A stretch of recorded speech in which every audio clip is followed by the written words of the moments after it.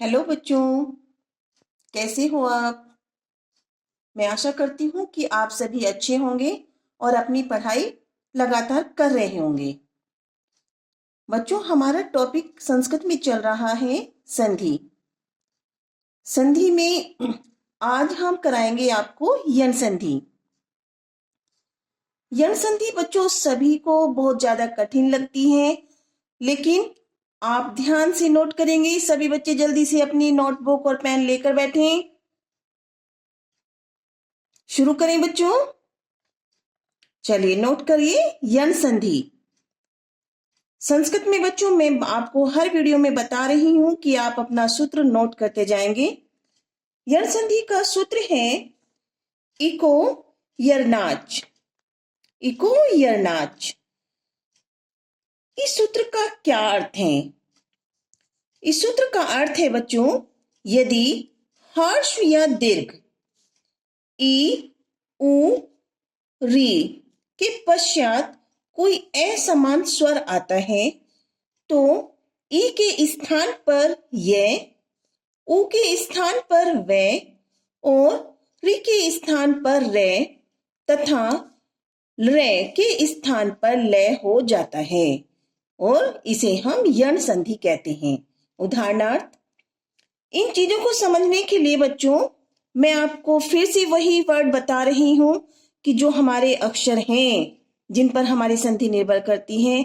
मैंने स्टार्टिंग की वीडियो से ही आपको बताया है दीर्घ स्वर संधि से कि आपको 4 वर्ण याद रखने हैं, ए आ, ई उ ऊ और री से ऋषि। और एक इसमें हमारा ये और है आपका रे। चलिए, आपने दीर्घ संधि में भी अच्छे से समझा है, गुण संधि में भी, वृद्धि संधि में भी। और यण संधि को ध्यान से देखिए। जो हमारे पहले वाला शब्द है उसमें अगर हमारा ई हर्ष हो या दीर्घ हो, उसके बाद यानी दूसरे वाले शब्द का प्रथम वर्ण ए या आ या कोई भी असमान स्वर आता है। असमान स्वर का मतलब क्या है कि दूसरे वाले शब्द का प्रथम वर्ण हमारा ई नहीं होना चाहिए। ओके बच्चों, तो ई और ई के स्थान पर यह बन जाता है। यानी इन दोनों स्वरों के मेल से कौन कौन से स्वर हैं? ई, हर्ष या दीर्घ। दूसरे शब्द का प्रथम वर्ण आ रहा है क्या? ए हो या आ हो या कोई भी असमान स्वर हो, तो इन दोनों की संधि होने पर वर्णों में यह बन जाता है। सेकंड स्टेप नोट करेंगे सभी बच्चे ध्यान से। दूसरा वर्ण है हमारा उ और ऊ, हर्ष या दीर्घ।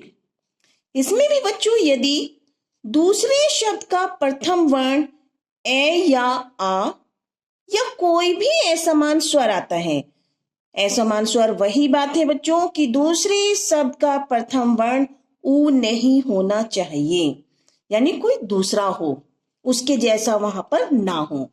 तो उन दोनों वर्णों का मेल होने पर क्या बनेगा? वे। थर्ड स्टेप पर आते हैं हम। सभी बच्चे नोट कर रहे हैं, अच्छे से ध्यान से समझिए इस चीज को। ऋषि ऋषि के बाद अगर ए या आ या कोई भी असमान स्वर आता है, ठीक है, दूसरे शब्द का प्रथम वर्ण यानी हमारा क्या हो? ए हो या आ हो या कोई भी असमान स्वर हो, तो उन दोनों वर्णों के मेल पर रे हो जाता है। फोर्थ स्टेप में आप ध्यान से देखेंगे और नोट करते जाएंगे सभी बच्चे। रे, रे के बाद ए या आ हो या कोई भी असमान स्वर हो तो लय बन जाता है। अब हमें एक एक एग्जाम्पल देकर इनको ध्यान से मैं आपको सिखाऊंगी, तो सभी बच्चे नोट कर लेंगे।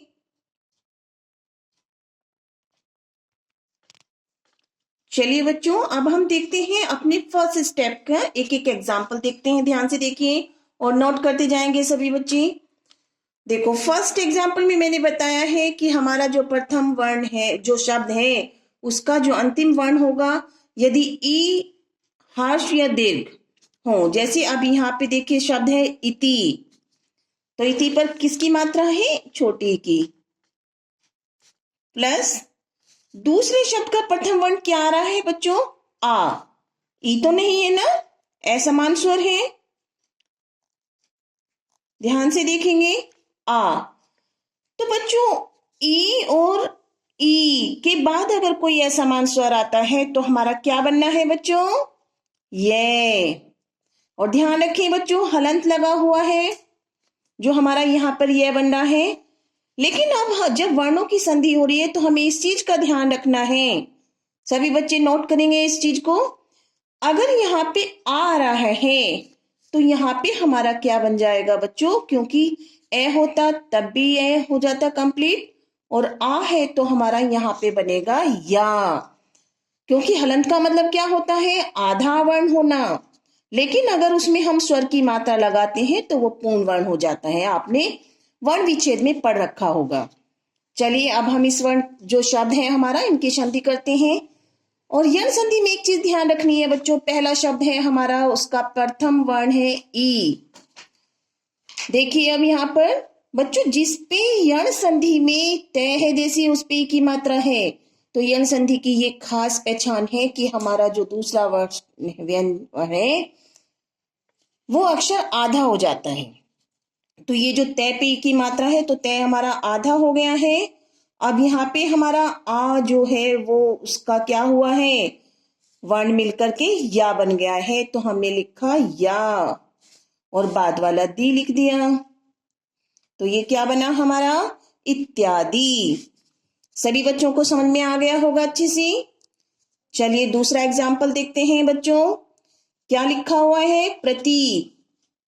तय पे भी छोटी की मात्रा है। बाद वाला जो हमारा शब्द है उसके सामने पहले प्रथम वर्ण क्या है? ए। तो ई के बाद यदि कोई असमान स्वर आता है तो हमारा क्या बनेगा बच्चों? ये। ठीक है।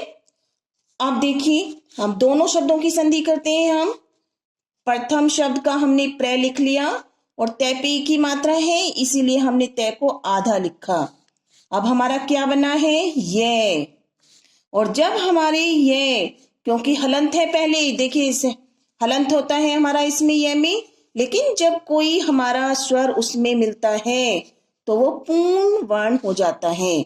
अब एक ही हम क्या करेंगे, ये चीज ध्यान रखेंगे, सभी बच्चे नोट करेंगे।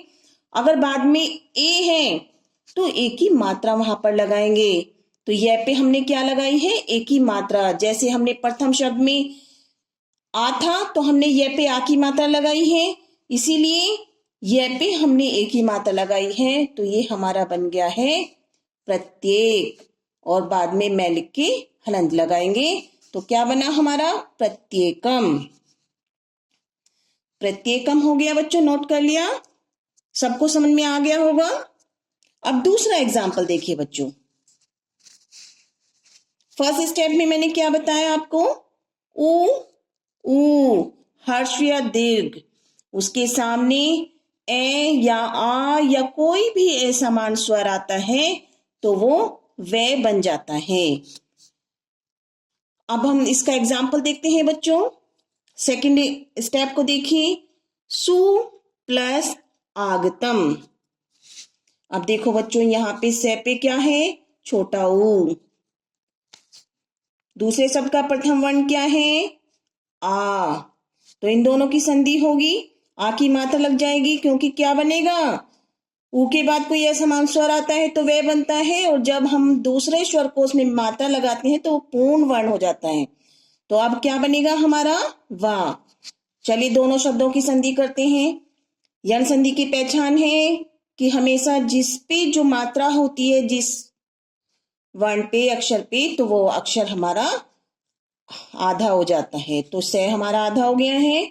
फिर हमने लिखा है वे आ। वाह, ये आ हमारा लुप्त हो गया है क्योंकि ऊ और आ की संधि हो गई है। अब बाद में क्या लिखा हुआ है? गे ते मैं।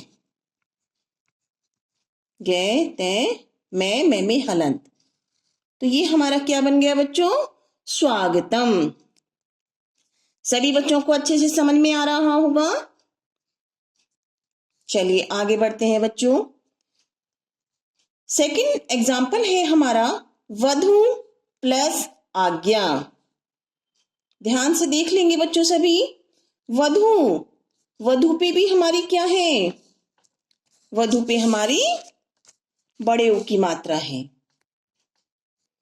ये हमने अभी पढ़ा है कि अगर हमारा हर्ष हो या दीर्घ हो, उसके बाद कोई असमान स्वर आता है तो हमारा वे ही बनता है।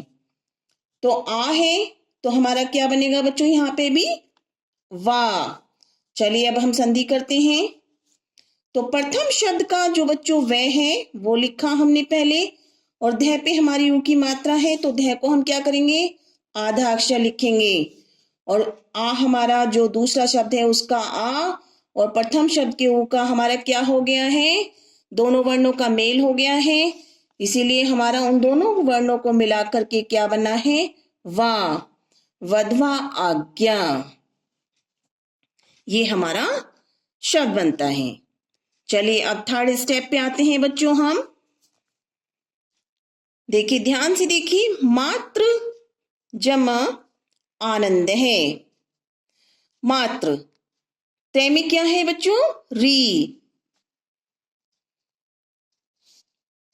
प्लस आ, तो क्या बनना है? रे। ठीक है बच्चों, अब हम फिर से इन दोनों शब्दों की संधि करते हैं। लिखेंगे मां, प्रथम शब्द में से हमने लिखा है मां। अब तय को हमें हाफ करना है और उसमें हमें रे लगाना है। ठीक है, तो क्योंकि हमारा यहाँ पे दूसरे शब्द का प्रथम वर्ण क्या है? आ, तो ये हमारा रे कंप्लीट होके इस पे आ की मात्रा लग जाती है, तो क्या बनेगा? रा। तो बच्चों अब इस रा को हम कहाँ पे लगाएं? इस तय को आधा कैसे करेंगे? तो हम त्रय में रे, क्योंकि आपने पढ़ रखा होगा कि जो हमारा त्रय होता है वो कौन कौन से वर्णों से मिलकर बनता है, क्योंकि ये हमारा संयुक्त व्यंजन है।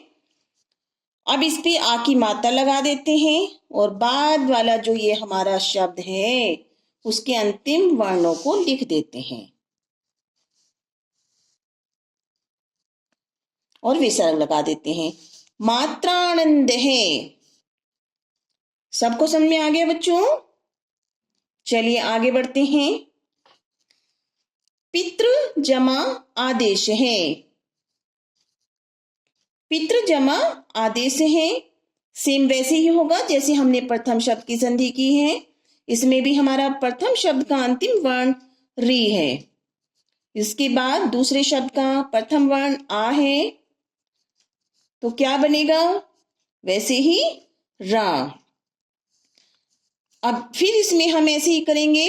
पी हमने लिखा, पे छोटी की मात्रा, तय को आधा लगाएंगे और रे को इसमें लेकर के हम उस पे आ की मात्रा लगा देंगे। ठीक, और बाद वाला जो हमारे शब्द के अंतिम वर्ण है उनको ऐसे का ऐसे लिख के उसमें विसर्ग लगा देते हैं, तो ये हमारा बन गया पित्रादेश है। आगे बच्चों समझ में? चलिए आगे बढ़ते हैं। अब हम फॉर एग्जाम्पल है रे प्लस आकार है। हमने पढ़ा था रे के बाद अगर कोई असमान स्वर आता है तो वो लय हो जाता है। ठीक है, लय में हम आ की मात्रा लगा देंगे, इसीलिए जो हलंत वाला लय भी होता है तो वो हमारा पूर्ण वर्ण हो जाता है। आ हमारा यहां से उसमें मिल गया है। ठीक है, अब हम बाद वाले अक्षर का लिख देंगे कार है, तो ये हमारा बन गया लाकार है। सेम वैसे ही दूसरा एग्जाम्पल है, इसे आप अपने आप स्वयं करके देखेंगे। अगर आपको यण संधि की मेरी ये वीडियो पसंद आई हो तो सभी बच्चे मेरे चैनल को लाइक करें, सब्सक्राइब करें और कमेंट बॉक्स में अपनी राय मुझे अवश्य दें। बेल आइकन पर जाकर प्रेस करें ताकि आपको मेरी अगली वीडियो का नोटिफिकेशन सबसे पहले प्राप्त हो। Thank you.